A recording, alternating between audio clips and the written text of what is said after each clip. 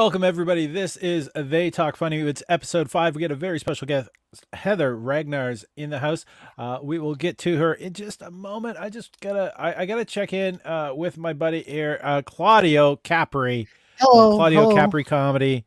How are you doing, Claudio? I've got my glasses on, so my eyes reflect like an anime villain. Uh, Just setting it out. How you doing? Oh, wow, we got people watching already. Hello, people. Say hello. oh, Just drop a comment in the chats. kind of like. Claudio's just, he's not getting a word in edgewise. I'm not sure if you're waiting for me to be quiet, Claudio, that No, doesn't no, happen. no, no, So no. No. I was just, gathering my thoughts. No, I'm doing okay. I'm doing okay. I've been getting ready for work because I don't know if you or people watching know that the spring break is upon us, and there's in talks the cinemas are going to be open. There's also in talks that cinemas are going to be open after the March break, and as well restaurants may be open as well after March break. So I'm not here to confirm nor deny. I'm just telling you what I heard. So we'll see where it here's the goes with that. world from Italian Claudio Capri. I'm not Exactly. here to confirm or deny. Exactly. I'm Uh, not here like you didn't know nothing, you didn't see nothing. you didn't hear from me. Exactly. Exactly. Well, Exactly. okay, so yeah, that is it, and it's. I've actually been outside so much in the past 2 weeks.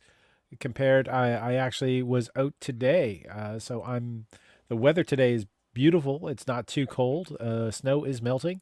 Thank God. Yep. The sidewalks are not slippery, so that was kind of great. Yep. Uh, Now, are you familiar with our special guest this week? This is the check-in show. What we do is we want to talk to people. Normally, They Talk Funny is about talking with comedians, but our special guest today is a fantastic musician. Claudio is a comedian. I'm a comedian as well. But we want to talk about how people are dealing with the Mhm. lockdown, pandemic, etc. And a chance to talk to them and about their craft and their hopes for the future. Um, Absolutely.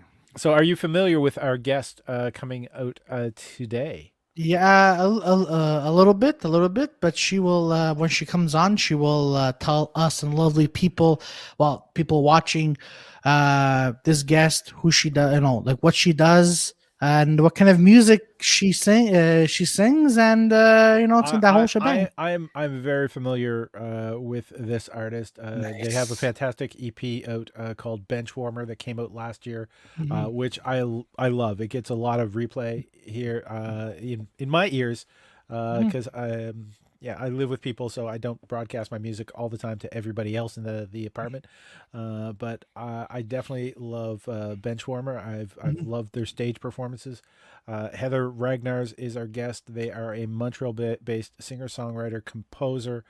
If Hmm. anything, I would say they make Adele not sound truthful enough. Mm.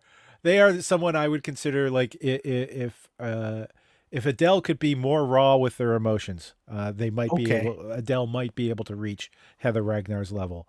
Okay. So Awesome. without further ado, the fantastic musician, singer songwriter, and composer Heather Ragnars. Hello, thank you. That was a really nice introduction.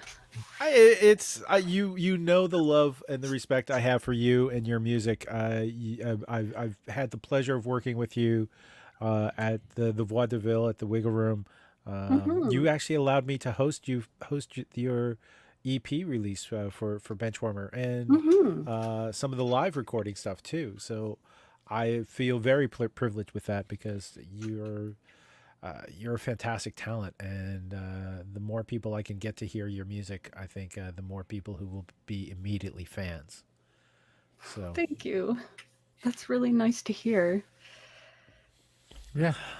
all Yeah. right, now I'm tearing up. This is too early in the show for me to be I'm going to crying. start crying now. We're only 5 minutes in, you Claudio, you two. got to All right. hold this in. You got to All right. hold So, it. For those of you watching, like, give your love for Heather in the chat, or if you haven't, exactly. please just chat with us so you can learn more about Heather. If you have any questions for Heather, you can also drop them in the chat, and we get to bring them on screen. You know what? Even if you don't have questions, just tell us where you're watching from, Exactly. because we Exactly. like to hear from the audience. I can see people tuning in. Hi, Heather. How you doing? Yeah. So, yeah, Heather. I'm good. I'm good. Just, keeping busy. Yeah, that's the best way. Yeah. So, go ahead, Yeah. Paul. You were gonna say Well, something? I it felt like you were about to ask a question or say a statement, Claudio. Oh yeah, no, If go it, ahead. I'll say it after you've. all right, it's well, I've been tuning in every now and again for your Tuesday live streams that you do, where Mhm. you take requests from the audience and you're playing music, and of course, occasionally your sister is present for some recordings that you post onto your Instagram, and Mhm. so people are aware your Instagram is not where the lives happen. Your lives happen on Facebook. Yes, that's correct. Nice. Okay. Awesome. Awesome. But you always announce them on Instagram, so if people are following you on Instagram, they'll know when to tune in and see you uh, on uh, on Facebook. hmm Yeah, it's Nice. actually tonight at 6. Yeah, Nice. Nice. Tuesdays at 6 p.m. Heather Ragnars. Yeah, Oh, it's it's. gonna be fun. Do you have a special title to it? It's just like it's Heather Ragnars goes live kind of thing. Is it? Yeah, I should really come up with some kind of an alliterative title, but everything I've thought of is lame. I was like Tuesday Tunes, Tuesday, and I was like, no, I'm gonna have What to about get someone to suggest something. request of Ragnars? I mean, That's a little too hard that's to a say, thought. actually. That is Okay. also, Ragnar's. Oh yeah, yeah, that could Yeah. work. Well, yeah. Or yeah, yeah. Oh yeah. No, Tuesday Ragnars. Huh? Huh? That I don't that know. loses See, the but alliteration.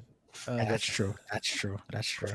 yeah, Ah man, these title, man, the beauty of making these virtual shows, like creating titles, like sometimes I'm like, I don't know if this sounds good, but you know what? I'm just gonna go ahead and do this anyways. So that's just my opinion. So Heather, so for people who are watching, people who don't, who never, heard of your work, so how did you start in music? Like how did you, come up with your work, and what made you inspire into music?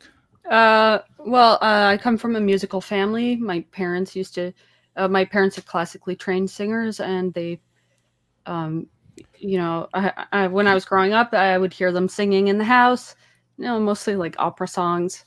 Um, and I was put into piano pretty young. I sang as a little kid.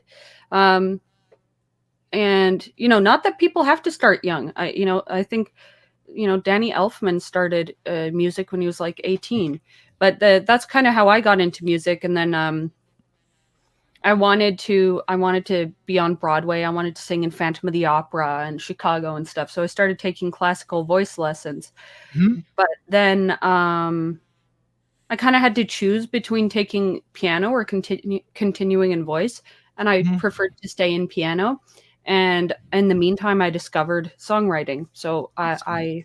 yeah, I didn't tell anyone in high school that I was writing songs. I didn't really start telling people till I was 18 or 19. now Mhm. where English is not your first language.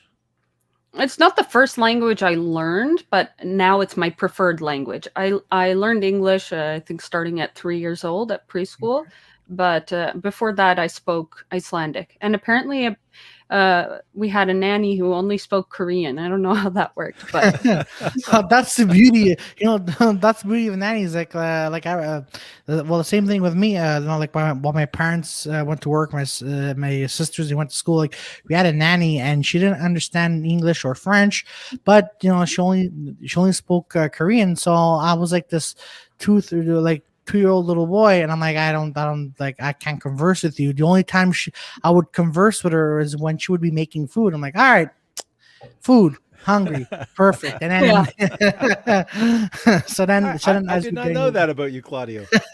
it's a little secret. um, Did you grow up in Iceland or did you grow up here or did you come to uh, Montreal for school? no, I actually I grew up a little bit in Iceland, mhm. a little bit in Madison, Wisconsin, Okay. and a lot here. So Okay. Awesome. yeah, I Awesome. came to Montreal in '98, so I've been here a long time. But there Okay. was a lot of Icelandic kids in Madison, Wisconsin as well. For some reason, there's a lot of Scandinavians in the Midwest. Hmm. So, If you've watched Fargo, oh yeah. oh Yeah. yeah, Yeah.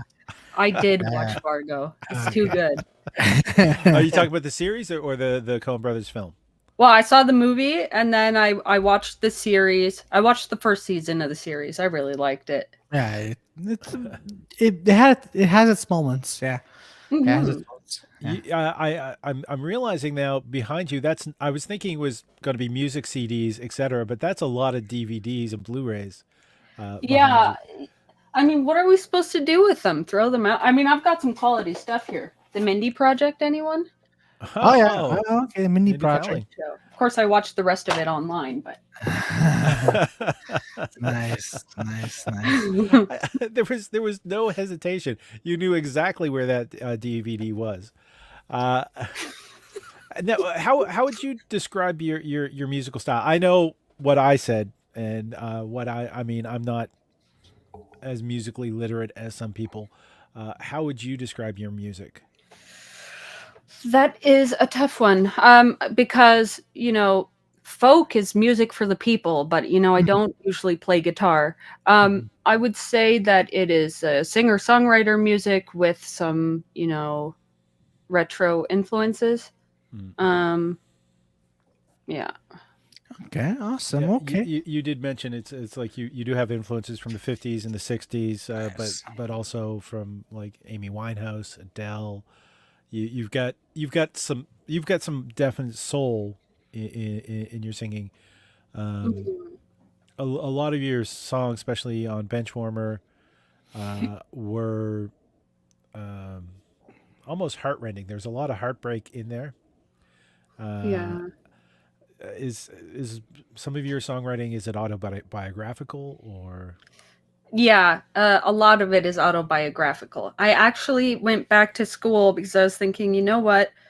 I don't know how to channel all my music into something that's not heartbreak. I want to kind of turn a new leaf. So, now I'm kind of experimenting with, just getting into character to write or, writing for or composing for film or live shows and stuff like that. There's a lot of it is just, something's happening and I'm processing something in life and an idea comes to me kind of thing. Hmm. So, Uh, yeah. you just mentioned a thread I was going to pull a little later. Mhm. Mm. Uh, Composing for film, Yeah. because you're also working with a website that does it's called Syncing. So Yeah, it's a sync agency. Yeah, so it's kind of they're two separate things. It's you can compose for film. Usually the instrumental stuff is separate because Yeah. usually it's composed specifically for the project, which right. is which was kind of the reason why I went back to school because I'm interested in doing that. Then there's sync licensing where the music is already recorded in most cases and you pitch it to people for use in film, TV, Okay.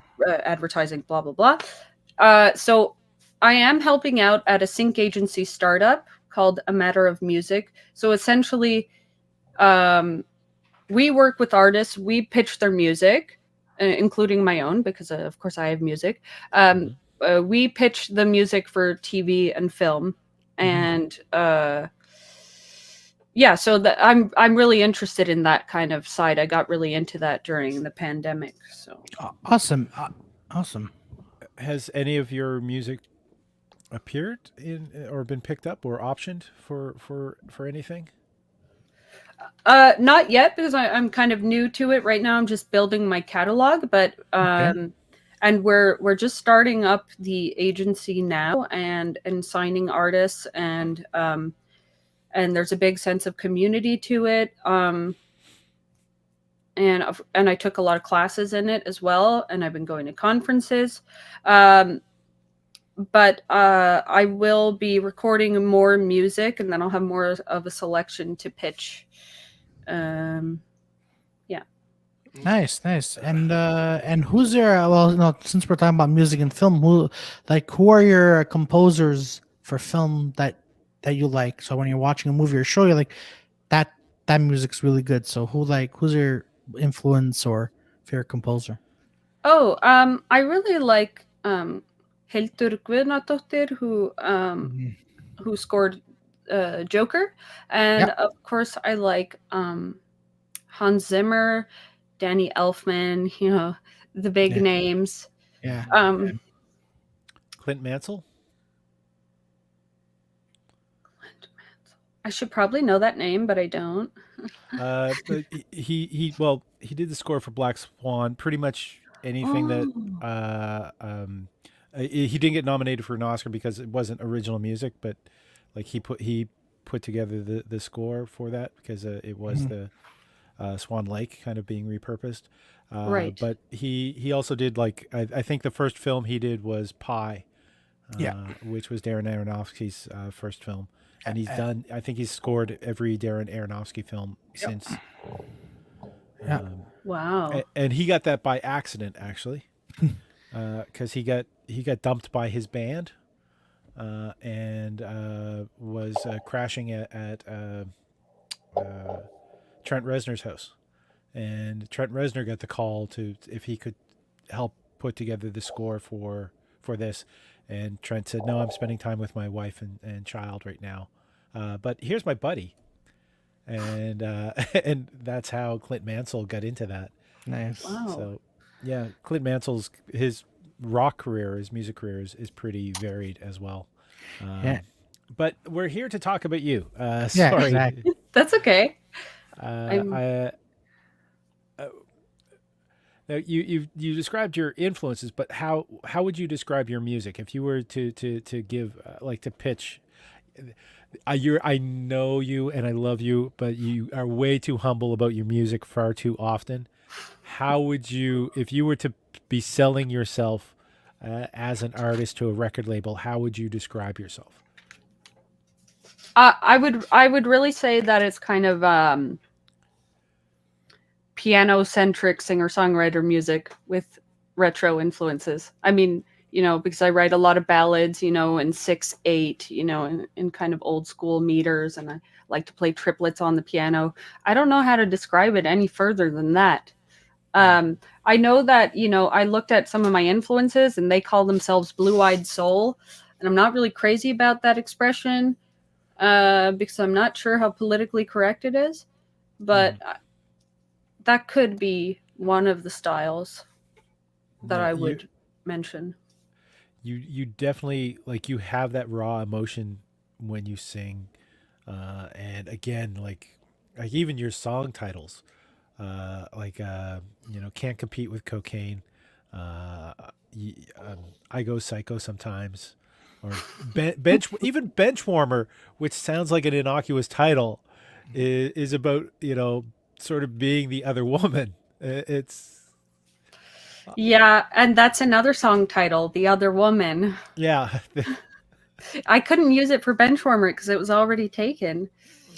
It's already in your catalog. If there was an adjective to describe a love triangle, then I would use that to describe my music, at least on that EP. Hmm. Okay. Now you're writing new songs now, um, for a new EP. Uh, please tell me there's some happiness in your life to draw from, or are you being more creative with the writing? I'm not Uh, sure if I am. I have been writing songs about hope and stuff during the Hmm. pandemic. I don't know Hmm. where that came from. I was like, who am I? But I don't think I'll be recording those. Okay. Okay. Um, we're going to just yet. the. Yeah, I'm gonna record them. I have a setup now where I can record Hmm. from home, Hmm. but just really chose these songs based on what I thought would sound best with a band because I'm Okay. going in and recording with a band. Can't think of a happy song on there, but they're not. Hmm, they're just kind of like the trials and tribulations of love. They're neither happy nor sad. They're more pensive. Okay. Okay. Awesome. Awesome. Hmm. Now you've also traveled performing. I mean, Montreal is sort of your home, but you've gone back to Iceland. You performed in Iceland. You've also performed in the United States and West Africa. Yeah, yeah. I've done some festivals in the States. Hmm. with my friend Allison, who you know. Alison Wonderland. Yeah. Yeah, Nice. fantastic performer as well. Highly recommend. Uh, uh, easy to find with Alison Wonderland. So I think the best way to find her is Allison, Allison, Allison. That's the last title I saw her under. I think that's her Instagram. I'm not positive. Well, yeah, she's a great songwriter and performer and so much Community builder. energy and yeah. The great talent and very much a very engaging performer, and she's always promoting and recommending new people to me. Well, when Vaudeville was running, and bringing new artists to the Wiggle Room, which was I thought was great. Yeah. She's amazingly supportive, and I was really lucky that I met her kind of early on when I was starting to perform because her positivity and her kind of like go-getter personality was very motivating to me. Yeah, that's key. Didn't she refer to you as her stalker for a little bit? In relation to my song I Go Psycho song, sometimes she likes to flatter herself and say it's about her. She also used to joke that I was in love with her because I was dating her quote unquote brother who looks a lot like her. So she's like, I know you're secretly in love with me.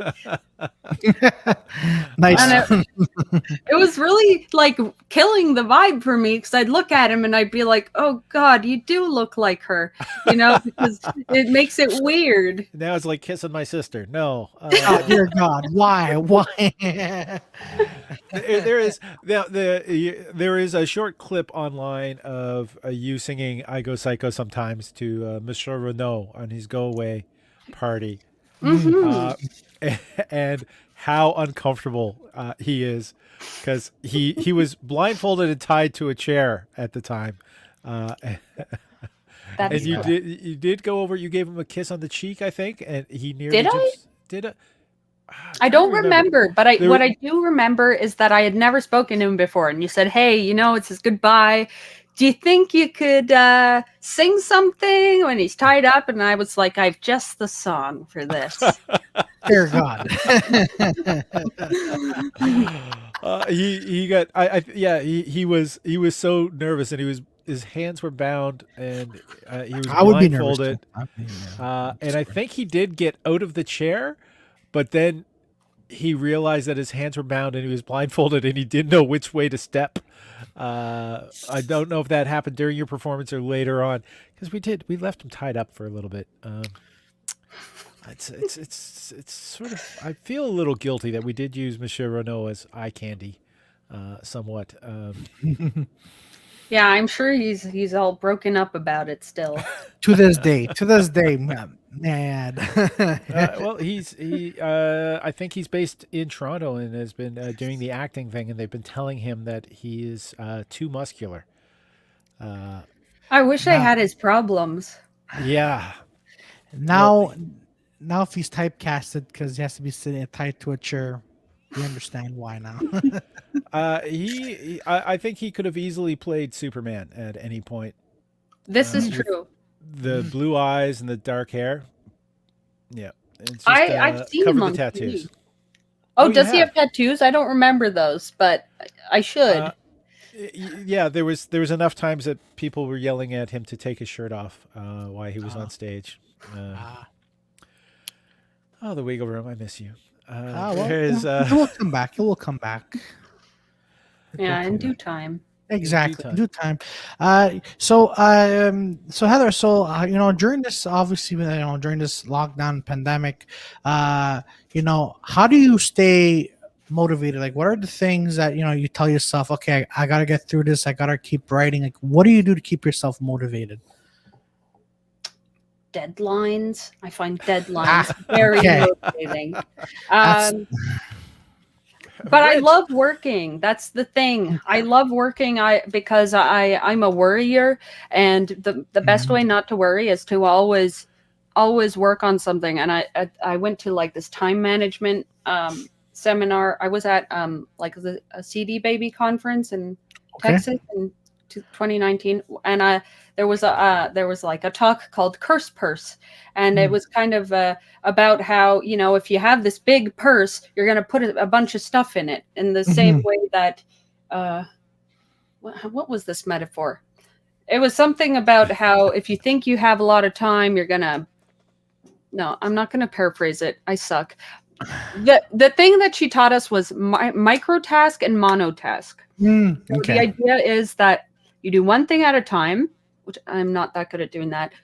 But microtask, like you do a little bit at a time, and every little thing you do gets you closer to the end goal. And I feel that has been a really good thing to remind myself, like you might not see like the usefulness of making an Excel spreadsheet, but that it's going to result in something great. Okay, yeah. I've read through that as well, the micro and macro management. But during the second lockdown, I'm like, you know what? I'm gonna do micromanagement, but then I'm like, because I'm not motivated, and everyone deals with the pandemic in in a different way, and I'm like, Yeah. so you know what? Eventually, this will come back. Do I have to do this now? I don't know about you two, but I'm being a bit lazy. There are some days where I'm like, it's like this lockdown and this curfew is getting to me. So I'm like, but then there's other days I'm like, you know what? This is gonna be worth it because when we get back into comedy, I already have everything written. I'm gonna go on stage and test it out. So the micro aspect of it is just it's a little motivating, but at the same time, I'm like, I'll just put it on the side and just wait it out. So I don't know. That's just me, but kudos to you for believing in that. That is that a lot of people believe in that as well. I'm just like, I don't know, like, oh God. Well, I mean, I think that, and I've said this before, I'm lucky that I'm an introvert. I really like having time to work on things. Even before the pandemic, I was the kind of person that liked to sit at my piano, write music, compose on the computer. I don't party or do fun things. I'm very boring by nature. So, I can't blame anyone who wants to kind of set certain things aside. And I think at some point you kind of have to, Yeah. because if you're just go, go, go all the time, Yeah. how productive can you be if you never take a break? If I could add, see, before this pandemic, I was like, you know what? I think I'm an introvert. But now, since we have the curfew and the pandemic, I'm like, no. I guess I thought I was an introvert. Now I'm definitely an extrovert. Okay, because for me, I'm like, I need to go to work. I need to go on on stage and tell jokes, go to film sets. Because for me, I'm like, even since the first lockdown that we had to stay in our bubbles before I did the podcast and stuff. I was like, okay, so it's not gonna be that bad. It's not gonna be that bad. All right. I can see people soon. So I know like, kudos to people being an introvert. I tried. I'm trying. I'm still trying, but it's just something very tough. But I guess you have to get used to it. Is what I'm saying. But what about like online communities? No, sorry, you were saying, Paul. No. It's actually that's one of the things that Claudio mentioned is that like he started a podcast during this. A lot of performer friends that I know have started doing online shows. Yeah. I started this partially to connect with people online because of the fact that we can do this. Now, do you find people who are tuning into your 6 o'clock songs? 6 o'clock songs. Sorry. Oh, that sounds nice. Yeah. Is yeah, all request all Ragnars. 6 o'clock songs. Do you find that because I'm there and I watch the chat, I read the chat that's happening. People are very happy that you are there and providing that entertainment. Do you feel that you are providing a service by communicating with people, by bringing your music into their houses during this time period? I You think thought about it like that? so. It was sometimes I get a message, that says, that it's my favorite day of the week, or like thank you so much, and then and I really appreciate that. If it makes their day better, I'm really glad. If I mean, I'm really glad because I feel like I'm connecting with people a little bit, even though I'm looking at the computer and everything. Um, it's also nice to have someone to play for because, Mhm. you know, playing for no one can be a little bit boring and tedious. Then it's just practice. Then it's just practice, and you got to do it. But it can, one of my teachers said, that he puts little smiley faces in the notes on his sheet music because of the solitary nature of being, a classical pianist. I could never do that, sit at my piano 6 or 7 hours a day practicing Tchaikovsky or something. Mhm. That's just not me. Mhm. So I think it goes both ways. I really appreciate them, and I'm really glad if it makes a difference for them. And I'm Uh, learning a lot, Yeah, at the same yeah. absolutely. time. Are you learning about online interaction? Is that what you mean by that, or you're saying you're I learning a lot? Well, first of all, I used to hate getting in front of a camera, so I faced a fear, um, and I'm learning about also new music because people will request something and I'm like, yikes, I don't know that. So it kind of pushes me to learn about music I've never heard before, um, and I'm still not an expert at social media algorithms and everything. Each one has its own kind of thing, but I know that when you go live, it's better for the algorithm. I think like it'll be seen by more people. Well, if you're consistent, Yeah. it's the engagement we have. That's why for those of you watching, I want to thank you that have hit like. Those who haven't, please hit like or at least put a comment, because that does help this channel and it helps the algorithm, and maybe it will help more people discover Heather Ragnars as well, because this is the episode that you did that to. So yeah, I'm learning YouTube. YouTube is YouTube. tough. YouTube is fun and tough at the same time. It is tough. My God. Dear God. I, this is something I don't think I've mentioned to you before, but one of my favorite films. It actually won an Oscar for original music. Uh, Contains a star from my easily a movie that never leaves my top three. Glenn Hansard. Are you familiar with Glenn Hansard? Yeah, I know that name. He wrote half the music for the film Once, with the song Slowly Oh, Falling. I love that song. I sing it with my sister. Yeah. Okay. So what? Now did you ever see The Commitments? That was his first acting gig. You did not. I've Okay. only seen once. I saw the movie, but Yeah. So yeah, once by with Glenn. What's? Sorry, I'm just gonna take a look at her name. It's Marketa Iglova. Is his co-star on that? So that's a great film. This is the other thing about pandemic time is we do have the chance to sort of catch up. I mean, I'm a performer. That's my only income.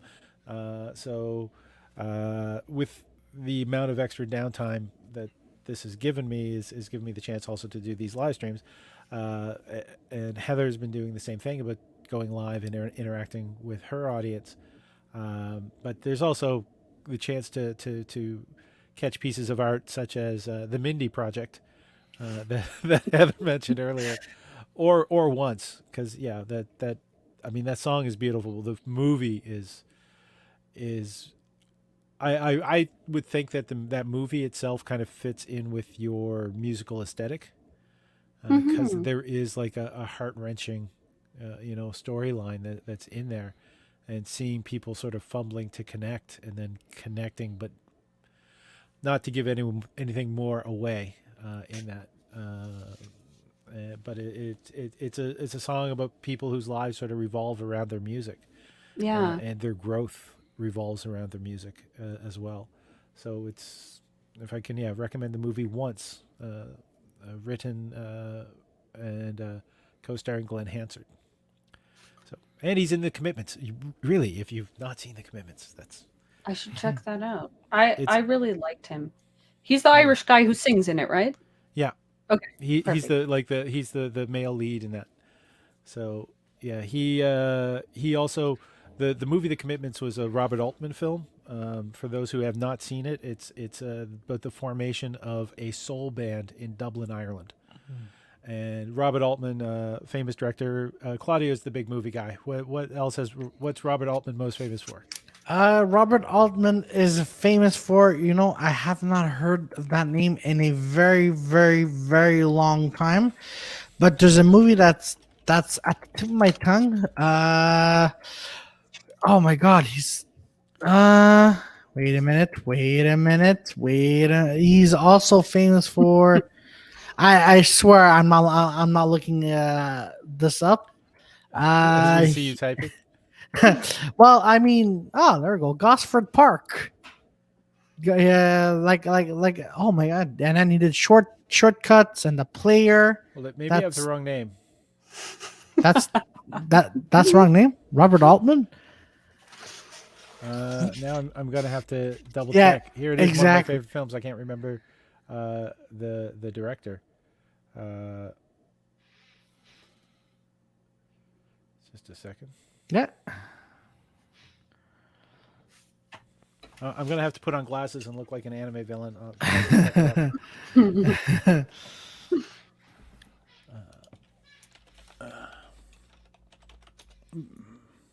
But the musicians actually stay together as a band, Okay. and as much as recent, and this was a movie from the '90s, and I think within the past decade they played Mm-hmm. the Blues Fest in Ottawa.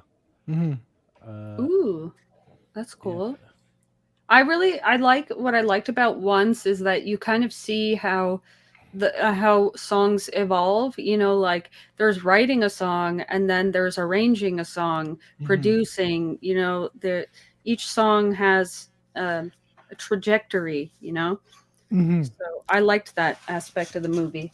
Nice. I saw once in theaters. So I have to rewatch it because I was young when that film came out, and my girlfriend at the time, she's like, "Hey, let's go see Once." I'm like, "All right, all right." I thought it was like a film. I thought it was gonna be like a film like They Walk the Line, but then I was disappointed. I'm like, well then, all right. Well, I'm seeing this once, and then I like that. I like that because a lot of people ask uh, me. yeah. It was Alan Parker. I got the name wrong. He did Midnight Express, Bugsy Malone. He also Bugsy Malone. Bugsy, yeah, yes. that was one of his early films that he did. He also did That's so good. I've seen it a lot. Mississippi Burning and Angel Heart. He directed Fame. Another classic. Yeah. And but yeah, so the last film he did, he passed away just I think in the past year, Mhm. was The Life of David Gale. So he That did was that, that was a good one. and Angela's Ashes. So he's definitely has the Irish connection. He also did the Wall for Pink Floyd. He was the person who directed that. Wow. Okay. Yeah.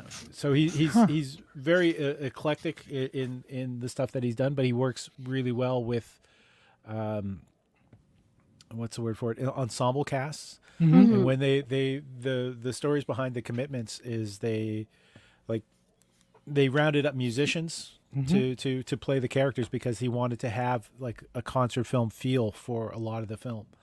And the person who wrote it, Roddy Doyle, approved all the changes that they did, including when they found the perfect singer who did not physically resemble the singer that was written in the book. The character in the book is very much a pretty boy, very preening, Mm-hmm. and while they were auditioning everyone, the door to the studio opened, and Alan Parker heard this voice, and he said, "That's the voice. That's the voice." And he went down the studio, and what turned out it was a studio musician uh, that they had hired to teach Mm-hmm. people how to like do the growls and the groans and to sing soul. And he was a chubby 16-year-old boy, Whoa. but he's got, yeah, in the movie they say he's got the voice of God, and God should ask for it Nice. back. But they kept the asshole qualities of the character, but they actually put makeup on him to make him look like he was at least mid-20s. They glued sideburns on him and covered up the spots. But that's musician Andrew Strong, who I don't know if you're familiar with as well. He's a Irish musician. It's a very powerful set of lungs. And he's done some things since the Commitments, but not to the level. And when the band stuck together, he didn't stay with the band. Okay. The person who played the manager in the movie was actually he was the guy that was going to be the lead singer until they found Andrew Strong, and they said, well, this guy's still too good. We got to keep him in the film, and they made him the lead. Wow. So, yeah. That's gotta be weird when you have this big success when you're 16 and like Yeah. it's understandable you didn't want to, start touring with them or something. He's probably like, let me finish high school first, There was a musician who appeared like before they moved. I think they moved to Windsor, Ontario. Who was at the Wiggle Room in the Vaudeville show in the first year or so, and she actually had like this big freak out moment when she went home for a wedding, and Andrew Strong was also at the wedding, and so she took all these pictures with him, and like I do not recognize this guy anymore because he grew up, and it was kind of great. But she like, for her and her culture, that Andrew Strong is a huge musician, so it was kind of neat. But yeah, that's another. If anyone's having a hard time with finding hope, the movie The Commitments is great. And if you want to watch heartbreak, Once is fantastic. And both have Yeah, great I'm hands. gonna have to watch this movie, The Commitments. Yeah. It was good. Yeah, there's a soul music in it, but some of it is more modern tunes that have sort of been rescored a little bit to have a bit more of a soul feel to them. So, Nice. I mean, they do a Black Crowes cover. I don't know the Black Crows. All right. Sorry, More I'll just things get my to- cane and my walker and head to the old age home. Hey, you got people with their music these days. Just rock. Don't rock out like we used to. You people don't know what music is. God damn it. Well, to be fair, okay, they were around till 2015, so a rock band. Okay. Yeah, like I said, they sort of rescored it to give it a bit more of a soul. Okay, interesting. One of their big hits was called "Hard to Handle," and they do that in The Commitments. Nice. So what are your recommendations for people to watch? You just heard two of mine. I mean, beyond of course watching the Tuesdays tunes, the 6 o'clock songs. Look, I'm not gonna lie to you. I've been watching reality TV. Oh, I've been watching. I just finished Selling Sunset. I had a very good time with that. A little look into real estate and LA drama, and Bling Empire. I watched Selling Sunset because I was so sad that there was only one season to watch of Bling Empire. I really like slow burning mysteries. I mostly watch shows. It's hard to name one off the top of my head. I watch things very quickly. I binge and then I'm on to the next thing. Nice. It's just kind of how I roll. Yeah, you should watch Murders at the Cecil Hotel. That is messed up. What hotel? Cecil. Seasonal? No, CECI. Yes. Oh, Cecil. Yes, Cecil Oh. Hotel. It's, you know what? I just learned today that Claudio grew up, speaking Korean. So Exactly. his difficulty with the English language makes so much more sense now. But no, it's basically because there was a woman in 2013. There was a Canadian woman. I forgot her name. Elisa something. So basically, her body was found in the water tower on top of the hotel, and people were drinking the water, and like this water tastes weird. But little did they know, then they found out that she's been murdered. And then like the hotel opened up in 1920, and then it closed down a few years ago. But there's been like murders, and this hotel is right next to Skid Row in Los Angeles. Wait, is this true crime? Yes, it's on Netflix. Oh, okay. But okay. it's not like one of those TV true crimes like. And then in 1995, like you have like that cheesy voiceover. Just Is it reenactment, or is it like you know, or is it a documentary style? both. Oh, They- okay, yeah. They do. But they focus more on the documentary style, and then the reenactments it just passes by really quick. So, but it's I'm scared of hotels now. I'm scared due to season hotels. So in case we have to go do comedy there out of town, I'm like, we got to make sure we're not next to Skid Row or the comedy condos. Exactly. Well, have you ever stayed in any like sketchy places like while on tour? While Me? you've been traveling doing comedy, yeah, or these conferences? First of all, the conferences. No, I stayed at a hotel in Texas. That was where- sorry. I just have to point out it was like you had it mentally blocked out of your memory. It's just we just had like a big breakthrough for. Kind of. Well, the thing is that I was staying at this hotel because the conference was at the Hilton, and even with the discount, I was like, I can't swing that amount of money. So I don't want to name the hotel because I don't want to give them bad press, but They deserved it. I mean, it's not their fault. Essentially, what happened was that the year before I stayed there was a murder in the parking lot.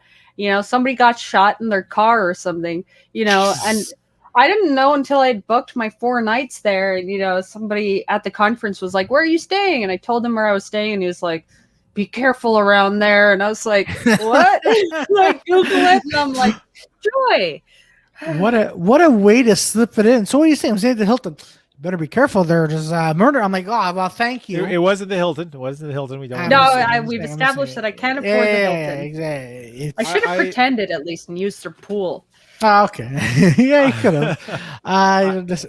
I worked at a hotel. I worked at hotels for a number of years, but one of the ones I worked at, there was a biker convention happening, and on the night I was off, not working, somebody was executed in the parking lot next door.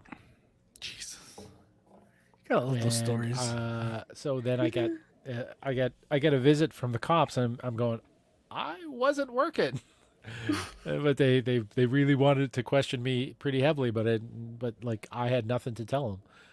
And they were treating it like I was afraid to tell them what I knew, and what could I know? I was like What's the beard that you had, 40 Paul? kilometers away. It was the beard. You had a beard back then, Paul. I'm sure. No, I that didn't guy have looks the beard. I didn't have the beard at the time. So now, well, not for me. It's because I went to San Francisco 2 summers ago for a Metallica concert. So we were right next to a classical group music. Home. Yes, exactly. We were right next to a group home, and and then it was like a bunch of people who do not have homes anymore.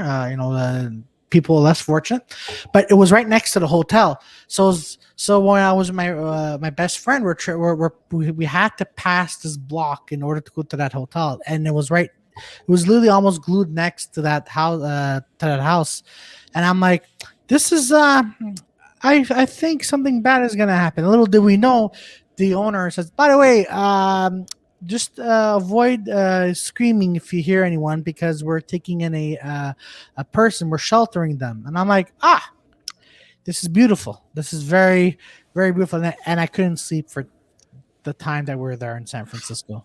But during the day, it was fine. It was fine. It was just a night that we had to be scared of. But this person, were they a criminal or were they were just like I didn't want to know. I didn't want to know. Because I saw my friend and I we saw a few people with they were heroin addicts.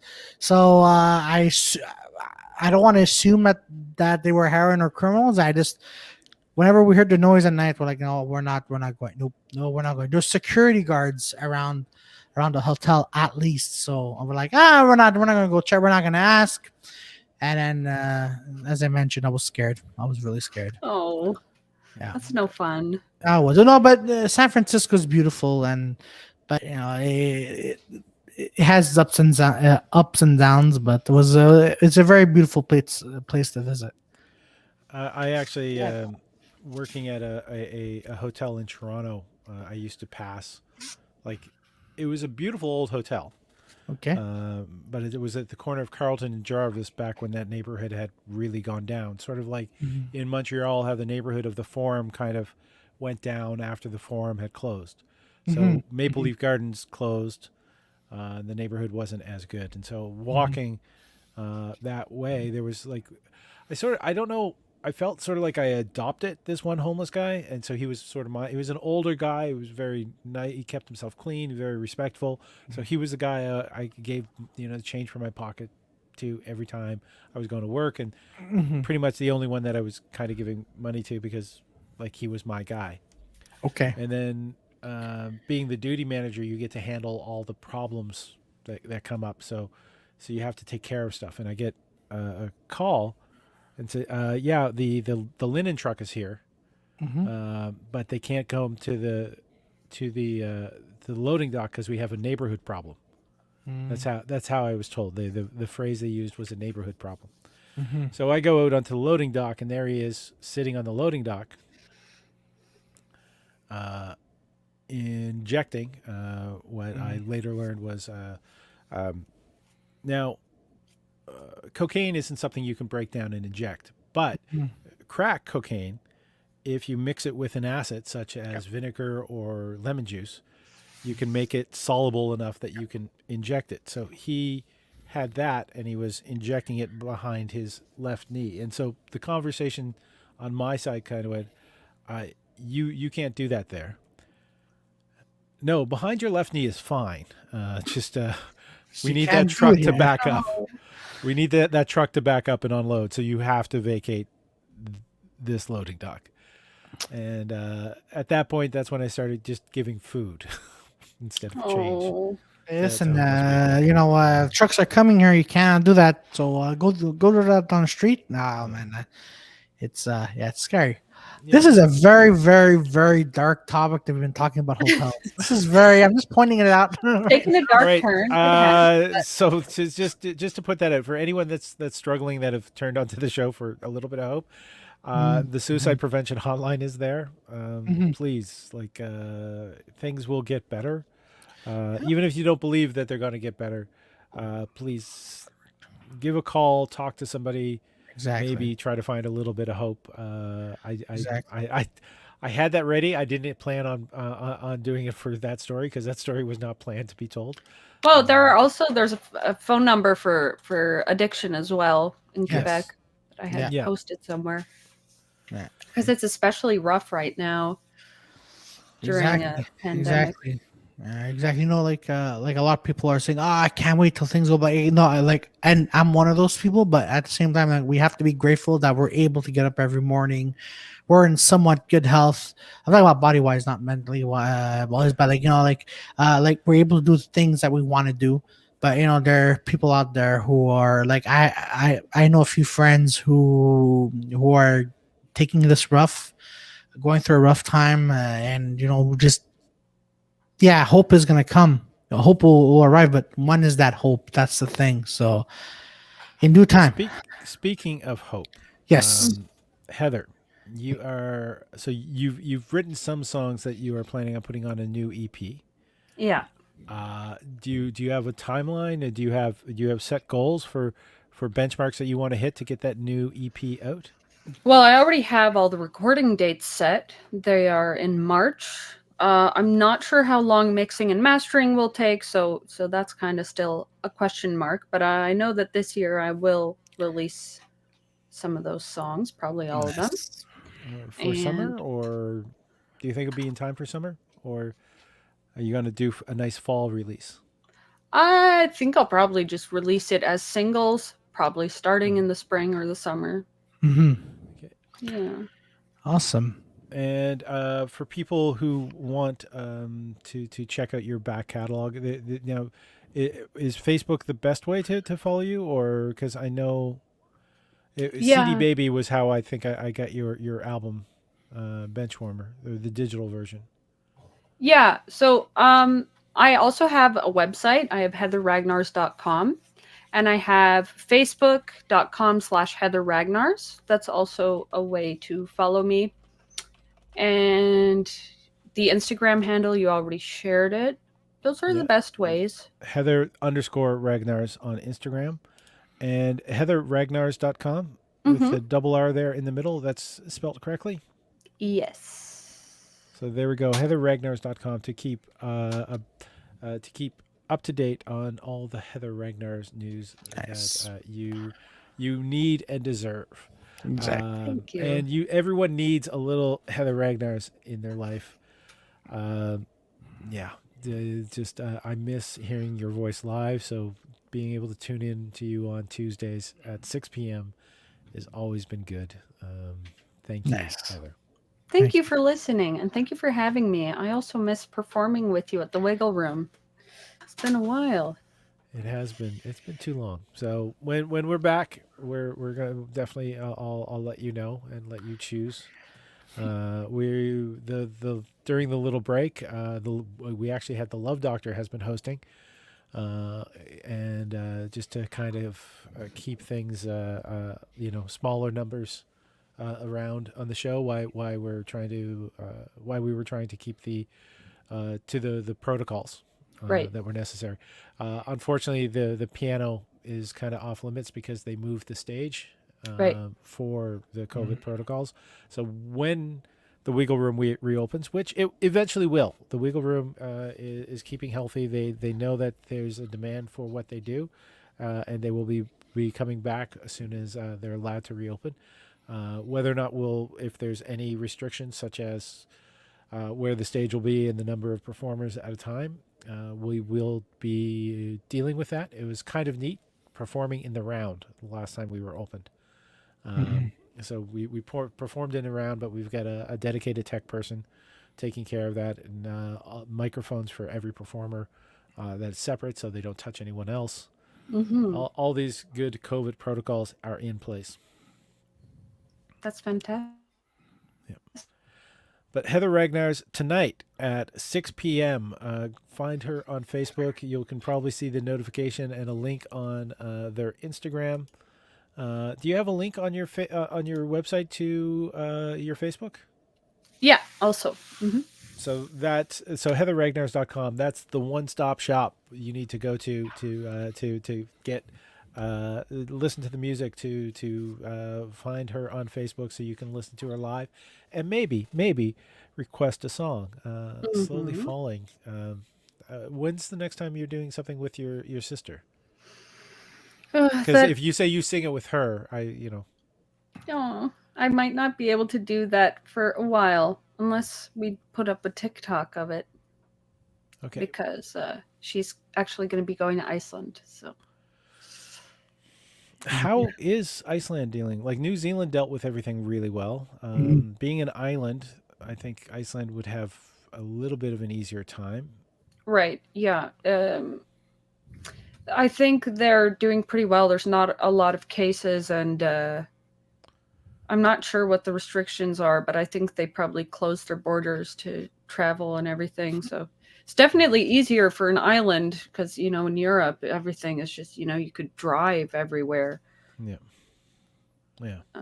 So I suspect that's why it's doing better. But I don't look at numbers a lot because it tends to, I find that that's one thing. That's depressing. Checking the news too often is depressing. I follow the rules Absolutely. very strictly, and I think that that's as much as I can handle with a bit of the occasional news. Yeah, yeah, same, same. I used to follow the news a lot, but then I'm like, nope. I'm just going to respect the rules, and I don't want to. I don't want to hear. The only time I want to hear the news is when they say, "All right, well, things are opening and vaccines are." That's it. But apart from that, I'm like, no, I don't care. I'm like, no, nope, I can't handle this. There we go. All right. Well, we're ending on a laugh. Thank you very Yeah. much, Claudio. No I'm Paul Ash. This is They Talk Funny, the check-in editions, episode 5 with our special guest Heather Ragnars. Please check out. Have we come up with? Do we have a title for the show yet? I like 6 o'clock songs. Maybe I'll use that one. 6 o'clock songs with Heather Ragnar. So please check that out. I'll be back at 8 p.m. tonight doing They Talk Funny, the comedy program with comedian Walter Ling. And please subscribe to the YouTube if you want to see more content like this. And check out the back catalogs of shows that are on the YouTube channel, which includes talks with such people as Kenny Robinson. We have Chris Fonseca, who in December was opening for Dave Chappelle. So very fantastic comics, as well as great Canadian comics. We've had Daryl Purvis, we've had Gavin Stevens. I mentioned Kenny Robinson already. There's a lot of great comics, and we'll talk. Basically, They Talk Funny is about them and their craft of writing comedy, their habits, and how they've been dealing with the pandemic. So thank you everyone for tuning in. Thank you, Heather, very much. And thank you, Claudio, as always, being a fantastic co-host for these check-in shows.